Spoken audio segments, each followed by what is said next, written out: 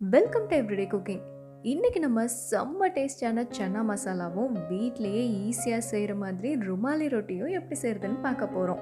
ரொம்ப முக்கியமாக ரெண்டையும் கம்மியான நேரத்திலே செஞ்சிடலாம். இந்த ரெண்டு ரெசிபியில் நம்ம முதல்ல பார்க்க போகிறது சன்னா மசாலா. இந்த மசாலாவை நீங்கள் ருமாலி ரொட்டிக்கு மட்டும் இல்லைங்க, சப்பாத்தி, புல்கா, நான், ஏன் தோசைக்கு கூட தொட்டு சாப்பிட்லாம். ரொம்ப ரொம்ப நல்லாயிருக்கும். சன்னா மசாலா செய்கிறதுக்கு ஒரு கடாயை அடுப்பில் வச்சு கொஞ்சமாக எண்ணெய் விடுங்க. எண்ணெய் சூடானதும் ஒரு பெரிய ஸ்பூன் இஞ்சி பூண்டு விழுது சேர்த்து நல்லா வதக்கிடுங்க. இஞ்சி பூண்டு விழுது எவ்வளோ ஃப்ரெஷ்ஷாக இருக்கோ அந்த அளவுக்கு மசாலா டேஸ்ட்டாக இருக்கும். இதோட பச்சை வாசம்லாம் போனதும் அடுத்ததாக வெங்காய பேஸ்ட் சேர்க்க போகிறோம். இது 3 வெங்காயத்தை அரைச்ச பேஸ்ட். இது 3 பெரிய சைஸ் வெங்காயம், கொஞ்சம் சின்னதாக இருந்தால் 4 வெங்காயம் கூட அரைச்சிக்கலாம். இதை நல்லா வதக்குங்க. சுண்டை வதங்கிடணும். இந்த மாதிரி ஒரு லைட் ப்ரௌன் கலராக நிறம் மாதிரி வரணும். இந்த ஸ்டேஜில் 2 தக்காளி அரைச்சி சேர்த்து மறுபடியும் வதக்க ஆரம்பிங்க. தக்காளியும் அதே மாதிரி தான், பெருசாக இருந்தால் 2 இல்லைன்னா 3 கூட சேர்த்துக்கலாம். இதை இப்போ நல்லா சுண்டை வதக்குங்க. தண்ணியெல்லாம் வற்றி இது நல்லா திக்கானதும் மசாலாலாம் சேர்த்துடலாம். ஒரு பச்சை மிளகாய் சேர்த்துட்டு 1/4 டீஸ்பூன் மஞ்சள் தூள், 1 டீஸ்பூன் மிளகாய் தூள், ஒரு பெரிய ஸ்பூன் மல்லித்தூள், 1 டீஸ்பூன் கரம் மசாலா, தேவையான அளவு உப்பு, கொஞ்சம் கசூரி மேத்தி அதாவது காஞ்ச வெந்தயக்கீரை, இதெல்லாம் சேர்த்து நல்லா வதக்கிக்கோங்க. மசாலாவோட பச்சை வாசல்லாம் போகணும். மசாலான்னு சொல்லிட்டு இருக்கோம், ஆனால் இது திக்காக களி மாதிரி இருக்குல்ல. ஸோ மசாலா ஆக்கிறதுக்கு 1 கப் தண்ணியை சேர்த்து நல்லா கலந்து விட்டு கொதிக்க விடுங்க. வேக வச்ச கொண்டக்கடலையே நம்ம தண்ணியோடு தான் சேர்க்க போகிறோம். அதனால இங்கே தண்ணி பார்த்து அளவாக சேர்த்துக்கோங்க. இதை இப்போ வேக விட்டுறலாம்.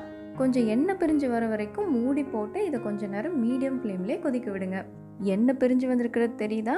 இந்த ஸ்டேஜில் வேக வச்ச கொண்டக்கடலையை சேர்க்கணும். 1 கப் கொண்டக்கடலையே குறைஞ்சது 8 மணி நேரமாவது ஊற வச்சுருங்க. ஊற வச்ச கொண்டக்கடலையை ப்ரெஷர் குக்கரில் போட்டு அது முங்குற அளவுக்கு தண்ணி விட்டு கொஞ்சம் உப்பும் சேர்த்து 3-4 விசில் விட்டு எடுத்திங்கன்னா கொண்டக்கடலை ரெடி ஆகிடும்.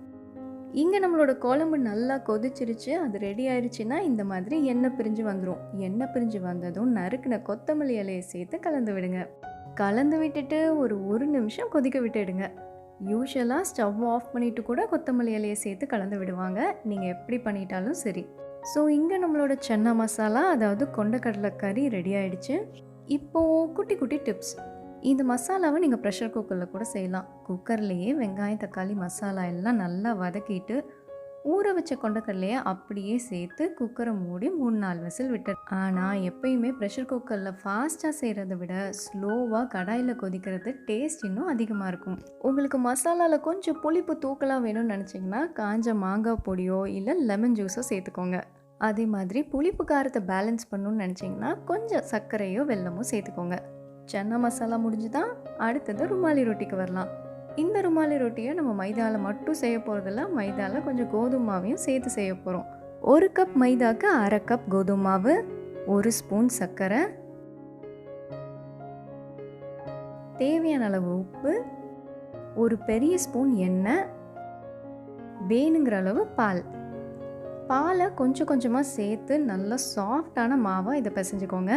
உங்களுக்கு ருமாலி ரொட்டி துணி மாதிரி ஈஸியாக மடிக்க வரணும்னு நினச்சிங்கன்னா கோதுமை மாவு கட் பண்ணிடுங்க, பாலையும் கட் பண்ணிடுங்க. வெறும் மைதாவில் சர்க்கரையும் உப்பும் சேர்த்து தண்ணி ஊற்றி பிசைஞ்சுக்கோங்க. சாஃப்டாக மாவை பிசைஞ்சாச்சுன்னா இது ஒரு 1/2 மணி நேரம் ஊற விட்டுருங்க. ஊற மாவு இன்னும் சாஃப்ட் ஆகும். ஊறின மாவை பிரிக்கிறதுக்கு முன்னாடி நம்ம மறுபடியும் இதை ஒரு தடவை பிசைஞ்சிக்கலாம். பிசைஞ்சாச்சுன்னா இந்த மாதிரி நீல வாக்கில் உருட்டுங்க. கோடு விழாமல் உருட்டிட்டு சின்ன சின்ன உருண்டைகளாக இதை பிரிச்சுக்க போகிறோம். இதை கவனமாக பாருங்கள். இந்த மாதிரி உருட்டணும். அப்போ தான் கோடு விழாமல் நல்லா உருண்டையாக வரும். கோடு விழாமல் நீங்கள் உருண்டையை ரெடி பண்ணால் தான் நம்மளால் தின்னாக உருட்டிக்க முடியும். இருக்கிற எல்லா மாவையும் இந்த மாதிரி பிரித்து ரெடி பண்ணிக்கோங்க.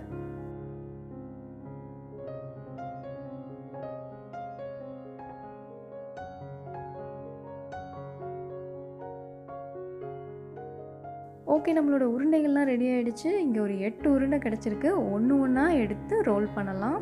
என்றைக்குமே உருட்டுறதுக்கு எண்ணெயை விட மாவை யூஸ் பண்ணுங்கள். அதுதான் நல்லது, ஈஸியாகவும் இருக்கும். எந்த அளவுக்கு நீங்கள் மாவை தொட்டுக்கிறீங்களோ அந்த அளவுக்கு அது கல்லில் ஒட்டாமல் வரும்.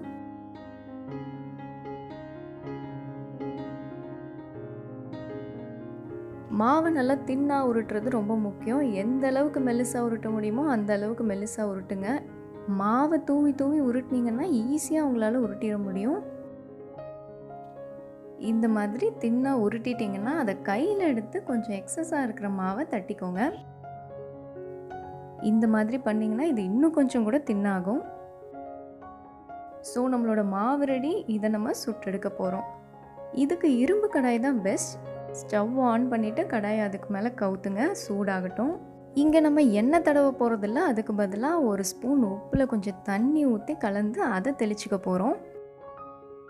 இங்கே நான் ஒரு ஸ்பூன் உப்புக்கு 1/2 கப் அளவுக்கு தண்ணி சேர்த்துருக்கேன். இதை நல்லா கலந்துக்கோங்க, உப்பு நல்லா கரைஞ்சிரட்டும். கடாய் சூடாயிருச்சுன்னா தண்ணியை தெளிச்சிடலாம். எப்பப்போ கடாய் சூடாகுதோ அப்பப்போ இந்த உப்பு தண்ணியை தெளிச்சுக்கோங்க. அப்போந்தான் நல்லா ஒட்டாமல் ருமாலி ரொட்டி வரும். தண்ணியெல்லாம் நல்லா காஞ்சதும் உருட்டி வச்சுருக்கிற மாவை அதில் போட்டு சுட ஆரம்பிங்க. மேலே அங்கங்கே பபிள்ஸ் தெரிய ஆரம்பிக்கும் போது ஒரு துணியை வச்சு அழுத்தி அதை சுட்டுடுங்க.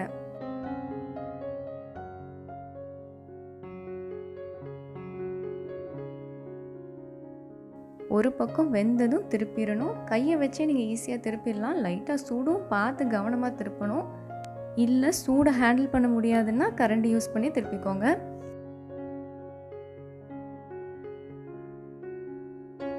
ரெண்டு பக்கம் வெந்துருச்சுன்னா ருமாலி ரொட்டியை மடித்து வெளியில் எடுத்துடலாம். சுடதான் செய்யும், பார்த்து கவனமாக மடிச்சுக்கோங்க.